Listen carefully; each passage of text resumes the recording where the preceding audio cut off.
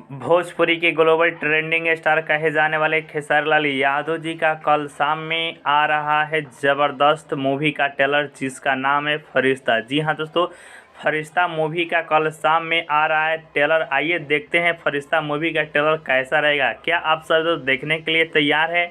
नीचे कमेंट कर अपनी राय बता सकते हैं। ठीक है, तो शुरू करते हैं इस वीडियो को और आपको बताते हैं इसमें क्या है कुछ खास। जी हाँ दोस्तों, भोजपुरी के ग्लोबल ट्रेंडिंग स्टार यानी कि खेसारी लाल यादव जी का कल शाम में आ रहा है मूवी का ट्रेलर, जिस मूवी का नाम है फरिश्ता। ठीक है, और यह मूवी आ रहा है वेब म्यूजिक से। जी हाँ दोस्तों, कल शाम में जैसे ही यह मूवी का ट्रेलर रिलीज हो जाएगा, उसके बाद इस मूवी का ट्रेलर हम अपने वीडियो के डिस्क्रिप्शन बॉक्स में डाल देंगे, तो आप वहां से देख सकते हैं। ठीक है, सबसे पहले आप नीचे कमेंट कर बता सकते हैं खेसारी लाल यादव जी के इस मूवी के बारे में आप क्या सोचते हैं।